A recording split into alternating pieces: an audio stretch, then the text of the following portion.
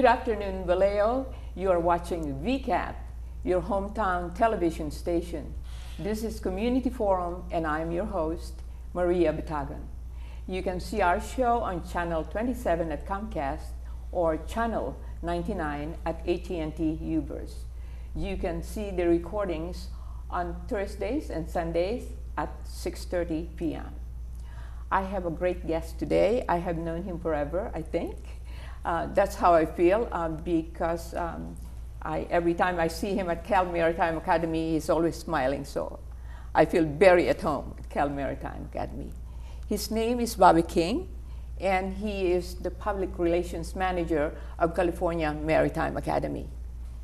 Bobby, I'd like you to do a self-introduction so that I won't miss anything. I just want the people to know who you are. Okay. Thank you. Well, I've been at Cal Maritime since 2013, early 2013. And as you mentioned, public affairs is my area at Cal Maritime. That means that we handle the magazine, which you may have seen around town. We handle media relations, marketing, which includes some advertising, and I'll talk a little bit about that later. Just to generally, and now then we handle the website as well, and social media. These days, you know, you do a lot more online than you did just 10 years ago even. So that all falls under my area. So with advertising, we're, you know, singing the praises. Obviously, Cal Maritime is an easy sell if you already know about it, but a lot of people don't. But we've gotten lots of accolades in recent years, high rankings and things like that, which I won't necessarily go into, but I will point out that, you know, of the highest earning alumni 10 years after enrollment of any public school in the state. And we make sure and mention that in marketing. Please. One of the things that excite me about your President Tom Cropper, is that President Cropper and others at Cal Maritime have gotten involved in the Vallejo Education and Business Alliance, which is an organization composed of schools and chambers of commerce and public officials and all kinds of businesses, commonly known as VEBA, V-E-B-A. Can you talk a little bit about why the Academy prioritizes involvement in an organization like VEBA? Because I have seen our president, I keep on calling him our president, get involved with all kinds of organizations. And what I value the most is his breakfasts with all of these organizations to get to know them and to introduce also the Cal Maritime people. Right. That excites me to pieces. He's a connector, right? That's right. You mentioned the breakfast. He gets people together from the community who have shared interests and shared goals for the community, and he brings them together. Now he's doing that, as you mentioned, with VEBA.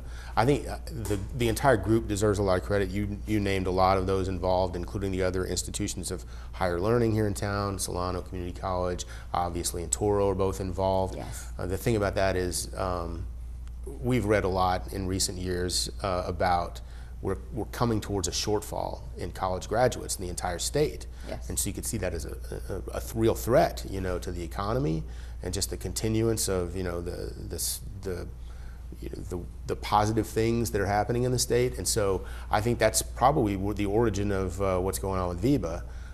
We can see it as an opportunity locally, not just a threat. We can see it as, you know, if we can help students achieve their dreams of going on and getting a degree from college or continuing their education after high school, and that's what VEBA is trying to do.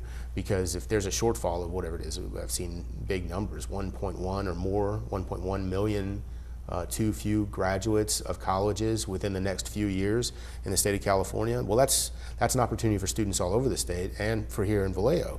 And so VEBA has taken the members, the organizations that are in VEBA have taken some responsibility for trying to take some corrective measures to support scholarships.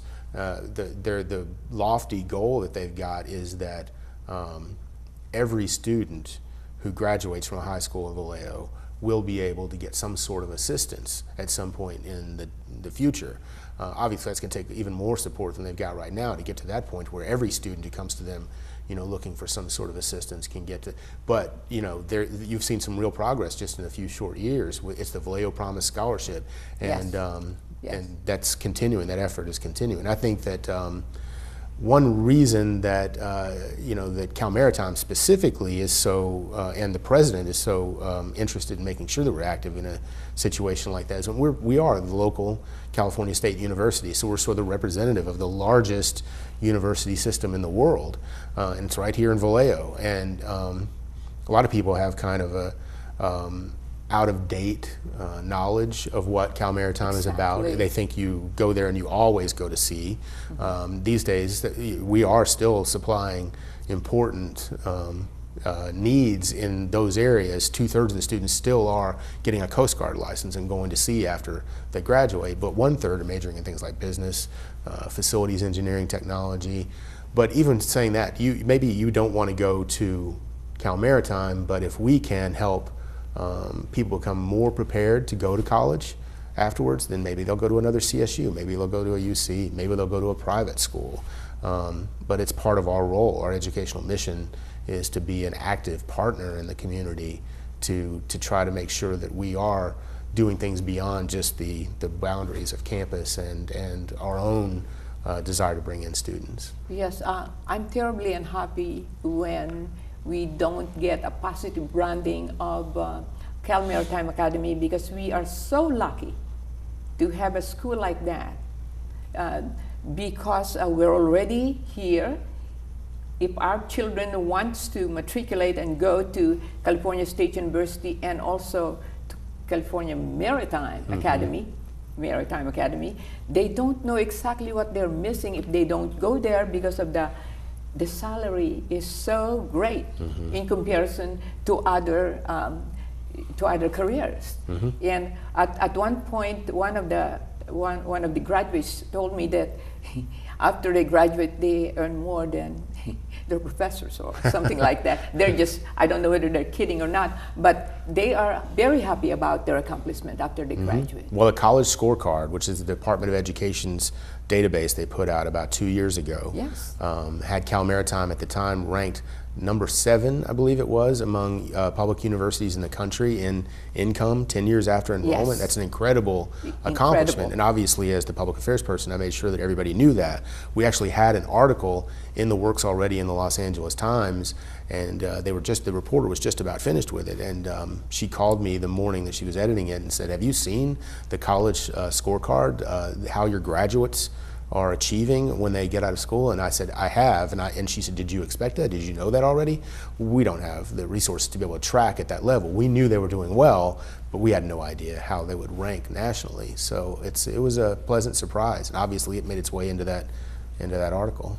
Could you tell us a little bit about the renovation of the California Maritime Academy in total? Absolutely. And also the fact, very first time I went there and I interviewed President Tom Cropper, they still have the motel right there. Right. But you guys own that now. All of that area, and I'm so happy about it, Bobby, is that it belongs to you. It belongs to Cal Maritime Academy. I think it helps with local visibility. That's right. I mean, the old sign that used to be associated with the hotel now says Cal Maritime on it.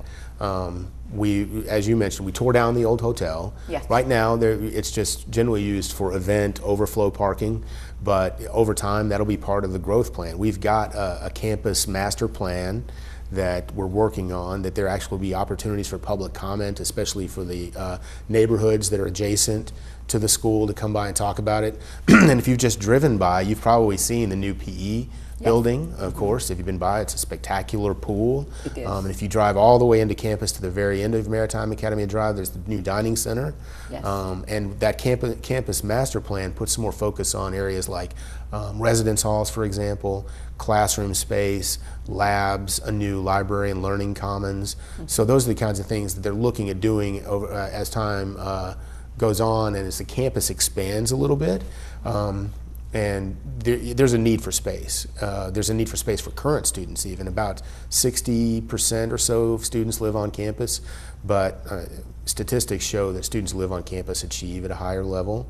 And especially at a place where Cal Maritime, where you have a lot of academic rigor and commitments it's important for the students who want to be able to live on campus, and especially as you know, real estate prices continue to change, and it makes it more difficult for a college student who's already incurring debts to live off campus. We want the opportunities to be there for them to be able to live on campus if possible and be a full member of the community, be able to really take advantage of all the opportunities. But as the campus changes, it'll be, I hope people have noticed. For example, the front of the academy, for a long time, Vallejoans, they remember it was a gate that you had to check into before you get into it. And I think that the gate has moved down. There's a need for the gate because of the nature of the campus. The waterfront is a port. And so you had to move that gate. You have to keep the gate, but we moved it down closer to the ship and to the waterfront. But I think the gate, the sign, the removal of, you know, a business that kind of blocked your view of the campus, the addition of new buildings out near a more high-trafficked area, hopefully it has made Cal Maritime a more welcoming place to Vallejoans, and they know that they can come to campus for, you know, for events or just to come out and check out the waterfront as well. Yes, so Cal Maritime's educational outreach, I'm interested in your outreach because I have seen so many publications of your outreach and how different it is, and how actually I'm surprised and yet very contented about the outreach. The educational outreach into Vallejo and the surrounding communities goes well beyond recruitment to school. Can you talk about some of the other initiatives? Absolutely. We have an area called SEES. It's the acronym. It's Student Engagement and Academic Success. Okay. And one of the areas that group works in is sort of the college readiness, sort of preparatory. As you mentioned, you have to realize you have an opportunity to go to Cal Maritime, right? But you also need to think about it if you're going to go to another college. And so because we're part of the California State University, we provide resources to individuals.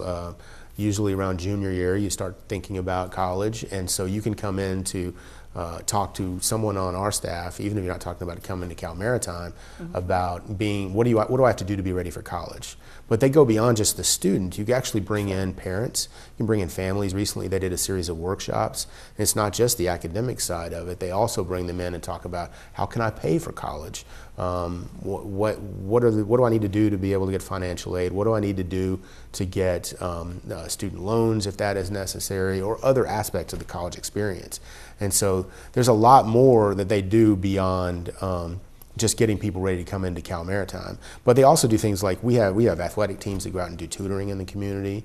We have there's a group of engineering students who, as part of an organization that they're a member of nationally, they bring in teams of students who put together remotely operated vehicles that work underwater and compete in a competition. So they bring in these students, so it's a student-generated event, but it's also academic outreach. It sort of gets them perhaps involved and interested in STEM related, you know, science, technology, engineering, mathematics related fields.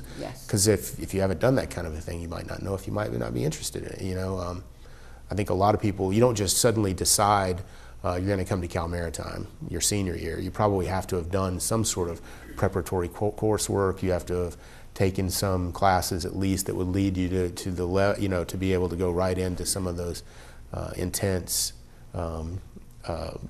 courses that you're going to take in STEM-related fields if you're going into engineering, for example. But that's true across the board. You don't just graduate from college, from high school ready for college unless you've done some thinking about it. A lot of curricula in high schools don't necessarily align perfectly with admissions standards for colleges. So what I'm so impressed is the action of Cal Maritime Academy, you know, in the outreach department with regards to new students coming to Vallejo and who have no relatives in Vallejo.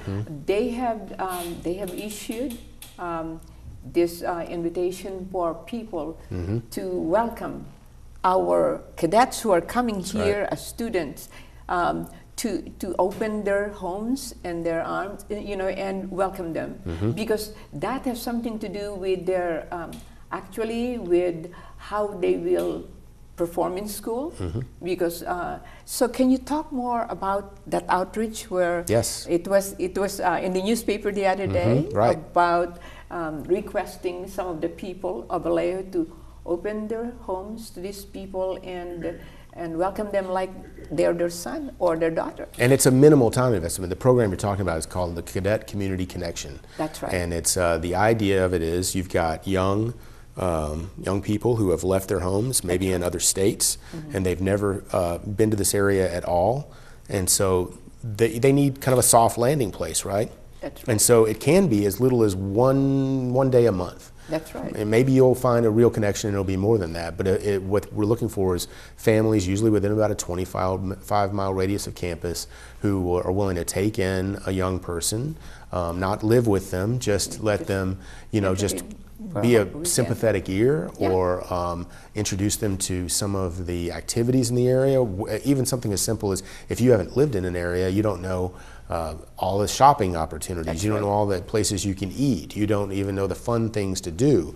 And so that's what I've actually participated in that program, and it's terrific. I mean, it's we're still in contact with the cadet that we took in the very first year. My daughters loved her and think she's great. She may actually have a sister coming to town and coming to the campus. And it really gets to where, it's like a good friend kind of a relationship, and anybody can get involved with it. If you've, they ask that you do a background check, but it's a simple process. I think the deadline is looming for this year within the next several weeks, obviously, because school will be starting up sooner than we realize. So, it's if you think you might be interested, I would definitely reach out. You can call the number that's popped up and just ask to speak to Joellen Meislick about the Cadet Community Connection. And and they will put you in touch with her, and you can start the application process. It really is rewarding, though. It's because you meet a lot of interesting people. They do, and there's some people also who wants to reach out to young people and to be of help. Absolutely. But what are some other ways that Cal Maritime is engaged with the community? I know I have seen almost like dozens of volunteers. Every time I go to an event, the people who are welcoming the people on the gate are from Cal Maritime Academy, and they participate in all kinds of these activities. Can you name some more? It seems like every year we set, it's part of your experience at Cal Maritime as a cadet, is you are involved in the community, and they do it happily, but they get, it's every year we set new records with the number of hours and the number of participants, but they do things like the coastal cleanup is, they volunteer for that kind of thing, and you go around the area, beaches and waterfront, and participate in that. They've done things over at Mare Island Museum with just working on some of the exhibits around there. They go into retirement communities and volunteer their time. I mean, it's almost like anything you can imagine a volunteer opportunity. You're like you said, you go to something and you go, oh, our volunteers are here. They're at events. In the city. Douglas Senior Center too. Right, exactly. And even Windsor Care Center. Right. They came there because I volunteered there too, and I says, what are they doing? I mean, all of that, and there's this lady who takes care of all those volunteers. They're all over the place. What I'm always impressed with, it's one thing if you have a requirement that you have to do it. And many of them, maybe that's why, but there's so many stories that I hear of a cadet at Cal Maritime, and they have this minimal requirement of hours to do some sort of a volunteer activity, and you find out that they've exceeded that requirement by so much that they've done well beyond what they had to, and done it because they wanted to. It was a real labor of love for them personally. So there has been a lot of changes. Any regular visitor to the campus has seen big changes, and big changes actually in recent years. What changes are in store for the future, including your plans and all of the buildings that you have to build, and which I have seen the plans, but I don't know which ones materialize already and which ones are still coming. Well, in addition to the ones we mentioned, because obviously those are high priorities with classroom space and residence halls and things like that, we've got potentially a new outdoor performance space. And we talked about how we want it to be a welcoming place. We have programs for people from the community to come onto campus. And if that venue, if we have another outdoor performance place down by the waterfront, I think that's one more place that people could come and engage with the campus. We've also got plans for things beyond just physical changes to the campus. Just like any university, you're constantly talking to your alumni and the industry so that to make sure you're fulfilling the needs of the industries that you're serving.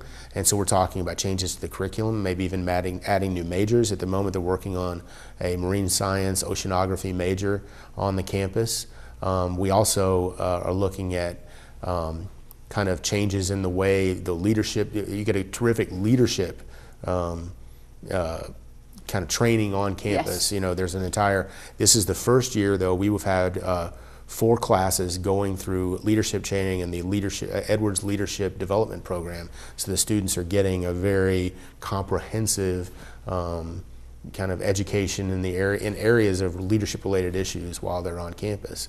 But yeah, the physical changes, like I said, are going to be one of the aspects of the physical changes is the waterfront. We want to really highlight the waterfront going forward, and that's going to take some reorienting as you build, because they moved there in 1945. They built 2 buildings at that point, Mayo Hall, which has since been renovated. It used to be the gym, and now then it's used, there's still a gym there, but it's used for office space.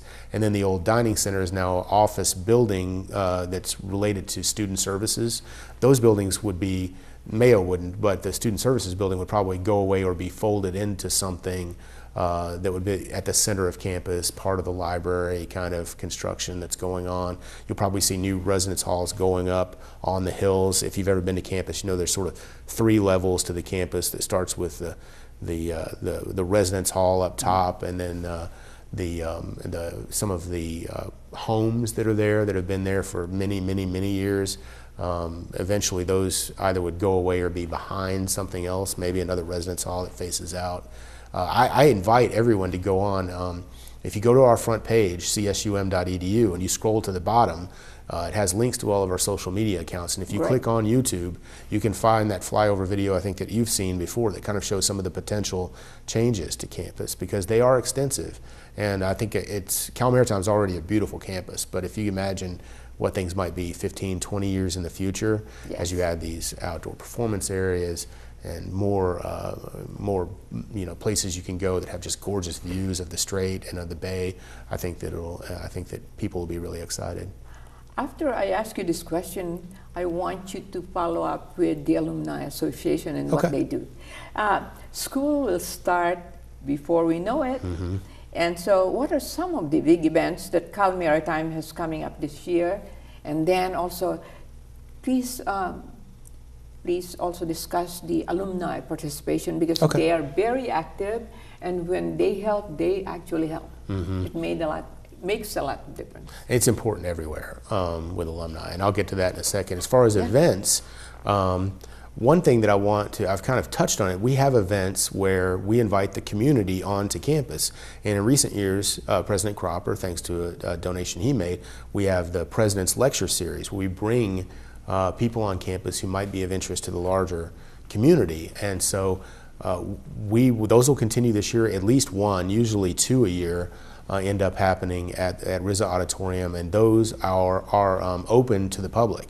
So you should keep up. If you follow us on social media, you'll stay abreast of those events. We also have musical events on campus. Of course, we have a chorus now on campus that performs holiday concerts. Those are always open to the public, as well as the Cal Maritime community. We bring musical groups onto campus for things like the Black History Month event that we did the last 2 or 3 years, that we sort of expanded to include the community in that. And also, in the old days, Cal Maritime's reunion weekend, sort of the homecoming weekend, was more of a closed event with just a dinner. And the last 2 or 3 years, we've started to broaden the invitation to that event. So we've got family activities. It's a great weekend to come onto campus.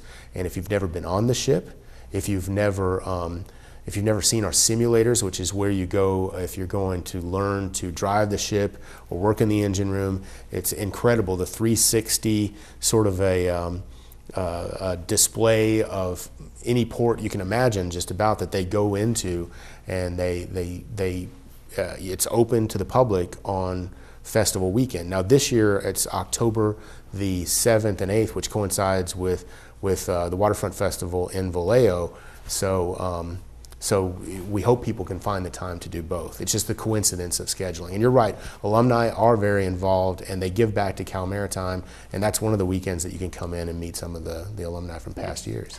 So now, I believe that you may need some assistance from the people of Vallejo. Mm-hmm. I would like you now to address that as we conclude our interview. I want you to talk to the people of Vallejo and tell them what you need and how you can be reached at whatever telephone number or whatever email that you could be reached. Could you please now address the people of Vallejo and ask them for any volunteer information or help that you may need, because that's basically why I'm here. Mm-hmm.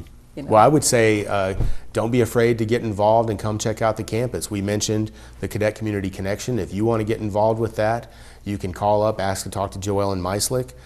If you want to just attend an event at Cal Maritime, athletics events are open. Obviously, the Admirals wrap up at the end of the summer, but we've got men's soccer, men's basketball. We're a national power at the NAIA2 level in men's basketball. In the newspaper. Yeah, so you can come to an athletics event. It's a great way to just come on and check out the campus. And like I said, with events, you can come, you can tour the ship, you can come and just enjoy the waterfront at Cal Maritime. Okay.